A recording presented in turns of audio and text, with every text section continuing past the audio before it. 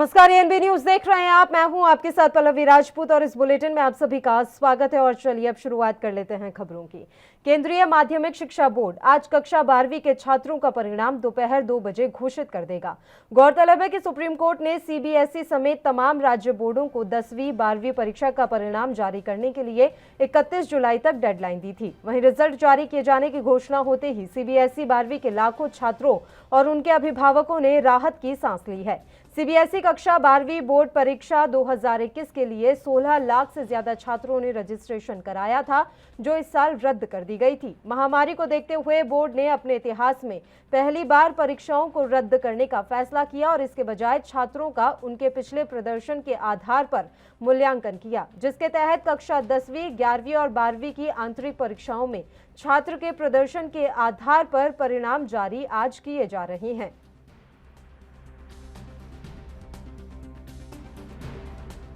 तो केंद्रीय माध्यमिक शिक्षा बोर्ड आज कक्षा 12वीं के छात्रों का परिणाम दोपहर 2 बजे घोषित कर देगा। गौरतलब है कि सुप्रीम कोर्ट ने सीबीएसई समेत तमाम राज्य बोर्डों को 10वीं 12वीं परीक्षा का परिणाम जारी करने के लिए 31 जुलाई तक डेडलाइन दी थी।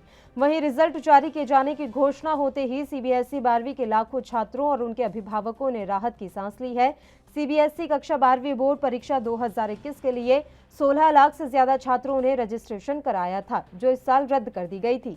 महामारी को देखते हुए बोर्ड ने अपने इतिहास में पहली बार परीक्षाओं को रद्द करने का फैसला किया और इसके बजाय छात्रों का उनके पिछले प्रदर्शन के आधार पर मूल्यांकन किया, जिसके तहत कक्षा 10वीं, 11वीं और कक्षा 12वीं की आंतरिक परीक्षाओं में छात्र के प्रदर्शन के आधार पर परिणाम जारी किए जा रहे हैं।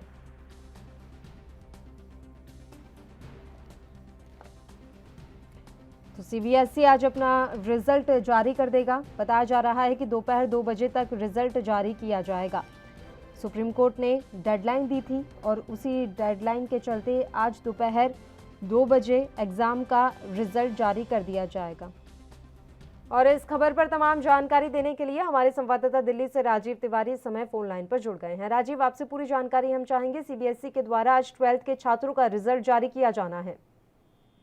देखिए, बिल्कुल बताया जिस तरीके से बात करें सीबीएसई के छात्र जो छात्र थे वो कहीं ना कहीं यही चाहते थे कि उनके एग्जाम जो है वो हो सके, मगर उसकी जो डेडलाइन है यानी कि सुप्रीम कोर्ट के अंदर याचिका दी गई थी और उसके अंदर आज 2 बजे फैसला होगा कि सीबीएसई किस तरीके से परीक्षाएं करवाएगा, क्योंकि लगातार सीबीएसई कोरोना काल की वजह से जो उनके एग्जाम थे वो रद्द करती हुई नजर आ रही थी। जी बिल्कुल, और आज परीक्षा के परिणाम घोषित किए जा रहे हैं। आपसे ये भी जानकारी हम चाहेंगे राजीव, जो बच्चे सहमत नहीं होंगे इस परीक्षा के परिणाम से, क्या उनके लिए ये विकल्प रखा गया है कि वो आने वाले समय में फिजिकली प्रेजेंस होकर अपना एग्जाम दे सकें? देखिए, बिल्कुल जिस तरीके से बात करें सीबीएसई एग्जाम की, तो जिन बच्चों के द्वारा कहीं ना कहीं नाराजगी दिखाई गई है या फिर कहे जो एग्जाम से खुश नहीं है, उनके लिए कहीं ना कहीं वो रास्ते निकाले जाएंगे। मगर अभी तक सुप्रीम कोर्ट के अंदर के द्वारा जिस तरीके से 2 बजे फैसला लिया जाएगा और उसके द्वारा सीबीएसई के जो एग्जाम होंगे उनको देखा जाएगा, मगर लगातार कहीं ना कहीं बच्चों के अंदर भी कहीं ना कहीं दुविधा है, वो दुविधा सरकार को दूर करनी होगी। जी बहुत बहुत शुक्रिया राजीव, तमाम जानकारी देने के लिए आप हमारे साथ जुड़े। तो छात्रों का इंतजार खत्म हो गया है। सीबीएसई कक्षा 12वीं के नतीजे आज घोषित किए जाएंगे। 2 बजे नतीजे सीबीएसई के द्वारा घोषित कर दिए जाएंगे। आपको हम बता दें कि सुप्रीम कोर्ट ने सीबीएसई समेत तमाम राज्य बोर्डों को 10वीं 12वीं परीक्षा का परिणाम जारी करने के लिए 31 जुलाई तक डेडलाइन दी थी।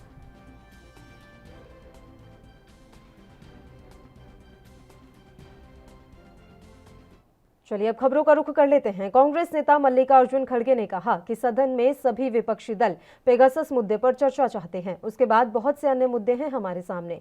पेगासस मुद्दा राष्ट्र की सुरक्षा से जुड़ा मुद्दा है, इसलिए हम इस पर संसद में चर्चा चाहते हैं। अब तो पेगासस के इश्यू पे सारे लोग इकट्ठा होके उस पे डिबेट चाहते हैं।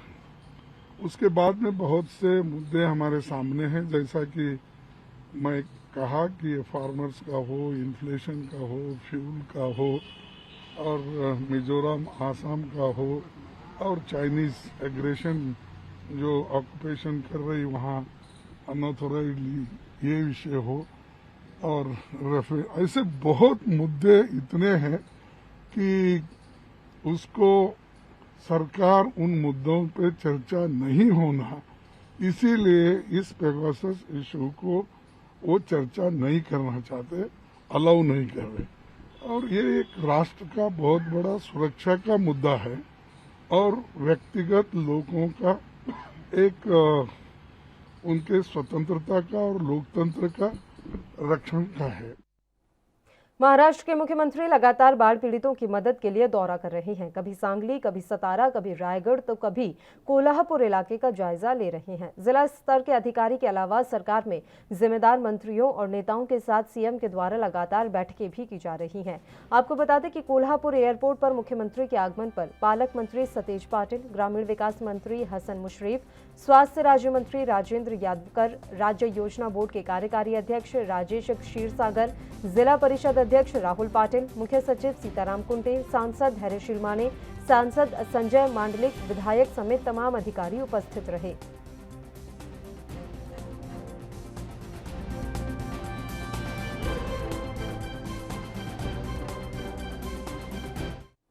मुंबई से बीजेपी नेता केशव उपाध्याय ने पेगासस के मसले और टीएमसी के हंगामे व प्रदर्शन पर अपनी प्रतिक्रिया दी है। सुनते हैं क्या कुछ कहा है उन्होंने।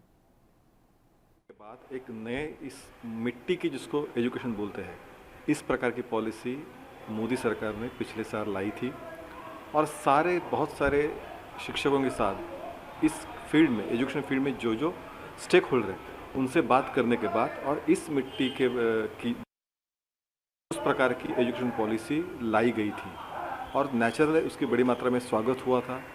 कुछ चेंजेस में हमारे टिपिकल जो आज चल रहा है एजुकेशन सिस्टम 10+2+3 और एक बार आप गए उस सिस्टम में तो गए, अब चेंज नहीं कर सकते, लेकिन ये अलग तरह की ये सिस्टम थी जिसको हम लाया गया था और मुझे लगता है इसके अच्छे फ़ायदे आने वाले दिनों में दिखने लगेंगे अपने को और इसीलिए आज मोदी जी ने 1 साल के बाद सबके साथ बात की और मुझे लगता है विद्यार्थियों के भविष्य के लिए मुझे लगता है कि लोगों को मुद्दों पे बात करना, अपोजिशन नहीं काम ही नहीं कर पा रहे हैं, कोई मुद्दे नहीं अपोजिशन के पास, तो जो मुद्दा है ही नहीं उसको मुद्दा बनाने की कोशिश कर रहे हैं। ये फिर टीएमसी का हम देख रहे हैं, बाकी सारी चीज़ें हम देख रहे हैं, लेकिन जहाँ कोई मुद्दा ही नहीं है वहाँ ये मुद्दा क्यों बनाने की कोशिश।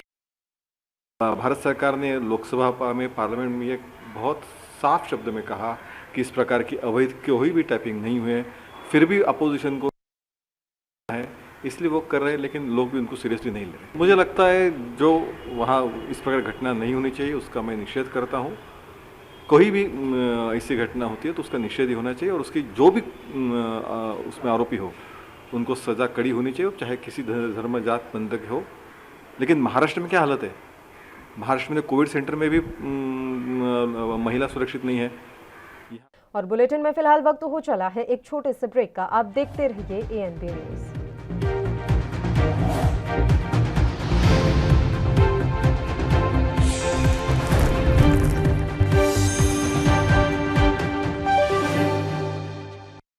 ब्रेक के बाद एक बार फिर से आप सभी का स्वागत है और इसलिए कुछ और खबरों का रुख कर लेते हैं। बिहार में अपराधी लगातार पुलिस को चुनौती पेश कर रहे हैं। कटिहार में मेयर शिवराज पासवान की गोली मारकर हत्या कर दी गई। गुरुवार की रात बाइक सवार हमलावरों ने काफी नजदीक से उनके सीने में गोलियां मारी है। कटिहार के मेयर शिवराज पासवान की गोली मारकर हत्या की गई।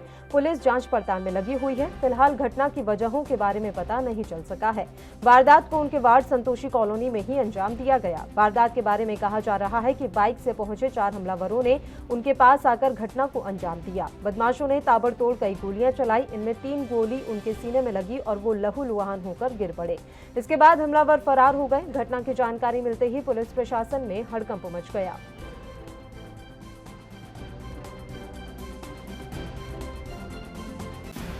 ये लगभग 8:30 पौने 9 बजे के आसपास में जैसा कि हमें जानकारी मिली है कि शिवा पासवान जी को एक फ़ोन आया। उसके पूर्व उन्होंने अपने ऑफिशियल बॉडीगार्ड को यह कहकर वापस कर दिया था कि अभी आज इतने बाहर नहीं निकलना है। फ़ोन आने के बाद वो बुलेट मोटरसाइकिल से निकले हैं और कुछ दूर के संतोषी मंदिर के पास ही उन पर ये हमला हुआ है। अज्ञात लोगों ने हमला किया। 3 गोलियां उनके सीने में लगी हैं और कटिहार मेडिकल कॉलेज ले जाने के क्रम में ही उनका देहांत हो गया है। उनके छोटे भाई के द्वारा FIR दर्ज कराया गया है जिसमें कुछ नामजद अभियुक्त भी हैं। पुलिस की दबिश की कार्रवाई की जा रही है। सुबह तक कई लोग उसमें से पकड़े भी जाएंगे। SP खुद ही दबिश में शामिल हैं और हम आशा करते हैं कि 2 से 3 दिनों में पूरे मामले का उद्भेदन हम लोग कर देंगे। हम लोग तत्पर हैं और सभी लोग दुखी हैं।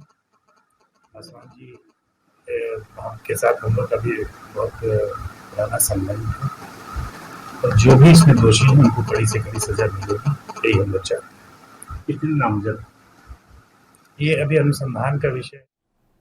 एलजेपी नेता चिराग पासवान ने बिहार में हुई मेयर की हत्या पर कहा कि बिहार में अपराध अपनी चरम सीमा पर पहुंच चुका है।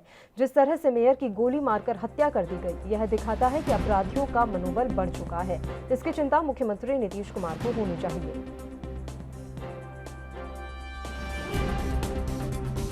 की जाए उतनी कम है और ये अपने में एक प्रमाण है कि किस तरीके से बिहार में अपराधियों का मनोबल बढ़ता जा रहा है, किस तरीके से बिहार में अपराध चरम सीमा पर चला गया और जिस तरीके से मेयर साहब की हत्या वहाँ पर की गई है।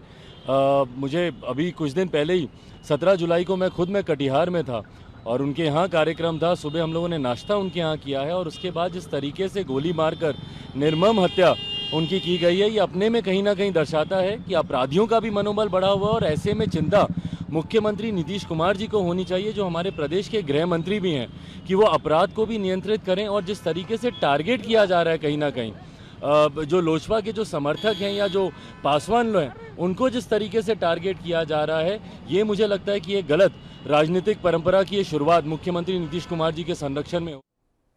देश में कोरोना वायरस की तीसरी लहर के अब संकेत मिलने लगे हैं। केरल में संक्रमण लगातार मामले सामने आ रहे हैं। मामलों में तेजी से उछाल आया है, जिसके चलते केंद्र ने तत्काल उच्च स्तरीय टीम को रवाना किया है। इन हालातों पर बीजेपी नेता केजे अल्फोंस ने अपनी प्रतिक्रिया दी है। सुनते हैं क्या कुछ कहा उन्होंने।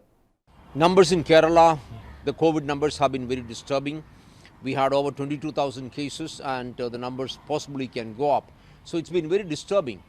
I spoken to the and her explanation was that they are doing something like 2 lakh tests a day, and people who are being tested, they are people with symptoms, and therefore the chances are more than in other cases, and that's one of the reasons why we have the high rates in Kerala. The numbers are high, but about this, I think we need to really examine the reasons why. I found that most people in Kerala, almost everybody is wearing the mask, and therefore these increased surging numbers are a matter of real. एक और छोटे से break के लिए bulletin में रुक रहे हैं। आप देखते रहिए ANB न्यूज।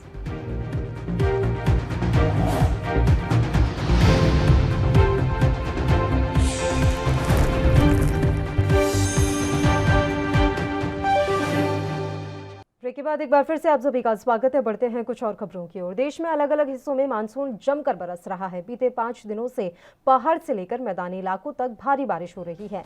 भारत मौसम विज्ञान विभाग ने कहा कि 1 अगस्त तक भारत के पूर्वी, पश्चिमी और मध्य हिस्सों में भारी बारिश होने की संभावना है। भारी बारिश को लेकर इन इलाकों में रेड अलर्ट जारी किया गया है। IMD देश की राष्ट्रीय राजधानी दिल्ली में भी बारिश का अनुमान जताया गया है। IMD की माने तो जम्मू कश्मीर के भी आज बारिश होने की संभावना है। गुरुवार को इन राज्यों में झमाझम बारिश हुई। मौसम विभाग ने उत्तर प्रदेश, हिमाचल प्रदेश, राजस्थान, मध्य प्रदेश, हरियाणा समेत अन्य राज्यों के लिए अलग अलग हिस्सों में भी शुक्रवार को भारी से भी भारी बारिश होने की संभावना जताई है। IMD ने अगले 24 घंटे में मध्य प्रदेश के करीब 15 जिलों में भारी बारिश होने और आकाशीय बिजली गिरने की आशंका जताई है। इन जिलों में ऑरेंज अलर्ट जारी कर दिया गया है। IMD भोपाल कार्यालय ने बताया कि मध्य प्रदेश के श्योपुर, मुरैना, भिंड, टीकमगढ़, छतरपुर, सागर, दतिया, शिवपुरी, अनूपपुर, डिंडोरी, नीमच, मंदसौर, रतलाम, बालाघाट और मंडला जिलों में आगामी 24 घंटे में कुछ जगहों पर भारी बारिश हो सकती है।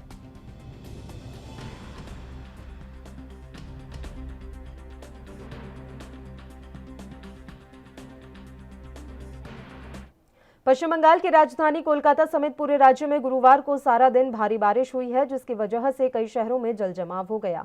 बंगाल की खाड़ी में उत्पन्न निम्न दबाव के प्रभाव से हो रही मूसलाधार बारिश से कोलकाता समेत दक्षिण बंगाल के विभिन्न जिले पानी पानी हो गए हैं। अत्यधिक बारिश के कारण गंगा में खतरे से ऊपर पानी बह रहा है। कई जिलों में नदी बांध टूटने की भी सूचना है। इससे कई गांवों में बाढ़ का खतरा भी उत्पन्न हो गया है। इसके मद्देनजर प्रशासन ने सतर्कता जारी की है। भारी बारिश के कारण पूर्व और दक्षिण पूर्व की कई ट्रेनें रद्द कर दी गई हैं।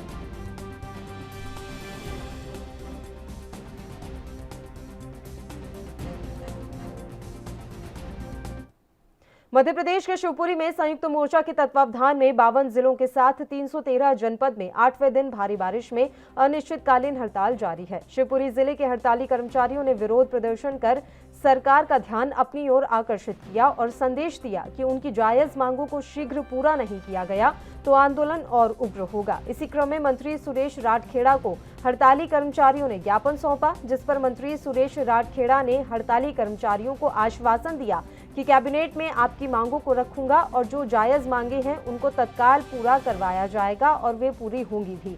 इधर हड़ताली कर्मचारियों का स्पष्ट कहना है कि जब तक मांगे पूरी नहीं होंगी आंदोलन उग्र रूप धारण करता रहेगा।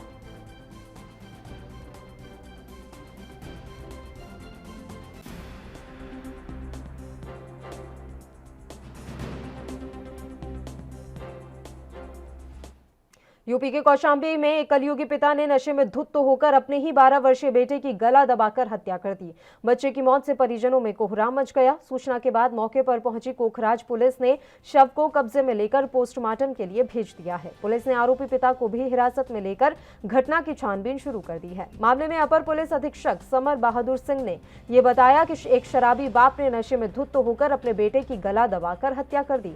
पुलिस ने शव को कब्जे में लेकर पोस्टमार्टम के लिए भेज दिया है। आरोपी पिता को भी गिरफ्तार कर पुलिस घटना के बारे में उससे पूछताछ कर रही है। वहीं मुकदमा दर्ज कर आगे की कार्रवाई शुरू की जा चुकी है। कोखराज में एक हत्या हो गई, क्या पूरा मामला की क्या कार्रवाई की जाएगी? थाना कोखराज के ग्राम कसिया में एक पिता ने अपने 14 वर्षीय पुत्र की गला दबा के हत्या कर दी है और पिता को गिरफ्तार कर लिया गया है। डेड बॉडी पोस्टमार्टम के लिए भेजी जा रही है। शेष अग्रिम विधिक कार्रवाई की जाएगी। वहीं हिमाचल के जिला सिरमौर में भी भारी बारिश से खासा नुकसान हुआ है। ट्रांसगिरी इलाके के बियोग गांव में गौशाला पर पहाड़ी गिरने से आधा दर्जन मवेशियों की मलबे में दबने से मौत हो गई है। इससे प्रभावित कंठीराम को भारी नुकसान पहुंचा। घटना उप तहसील हरिपुरधार के बियोग गांव में गत रात करीब 9:30 बजे आई। जानकारी के मुताबिक कंठीराम का बेटा राजेश और गाय को दुहाने पशुओं को चारा डालने गौशाला गए थे। दोनों को घर लौटे महज 15 मिनट ही हुए थे कि पीछे से एक पहाड़ी गिरकर गौशाला पर आ गिरी। मलबा इतना ज्यादा था कि गौशाला का नामो निशान ही मिट गया और सभी मवेशी जिंदा ही मलबे में दफन हो गए। घटना की जानकारी मिलते ही गांव के सभी लोग घटनास्थल पर पहुंचे।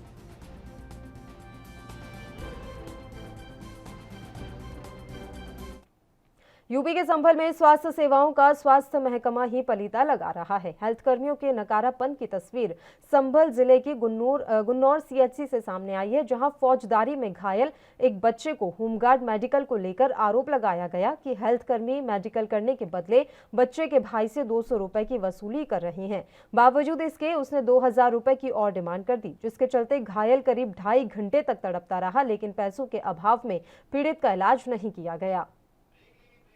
और यहाँ एक छोटे से ब्रेक के लिए बुलेटिन में रुक रहे हैं। आप देखते रहिए एएनबी न्यूज।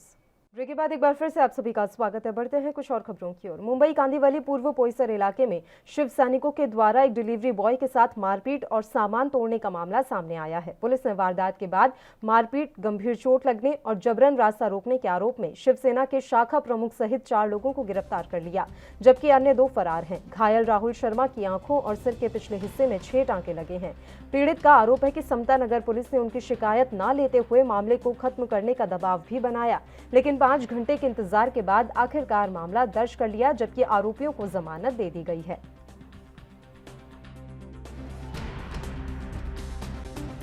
मुंबई के कांदिवली पूर्व समता नगर पुलिस स्टेशन की हद में शिवसेना शाखा प्रमुख उनके अन्य सहयोगियों द्वारा एक बार फिर से उत्तर भारतीयों के साथ मारपीट का मामला सामने आया है, जहां राहुल शर्मा नाम एक शख्स की न सिर्फ पिटाई की बल्कि उसको धमकी भी दिया कि अगर रहना होगा तो यहीं रहना होगा, एफआईआर मत करवाना, अन्यथा बाद में देख लेंगे। इस पूरी जानकारी के साथ हमारे साथ राहुल शर्मा जी हैं। सबसे पहले दिखाएंगे कि राहुल शर्मा को किस तरह से लोगों ने पीटा है।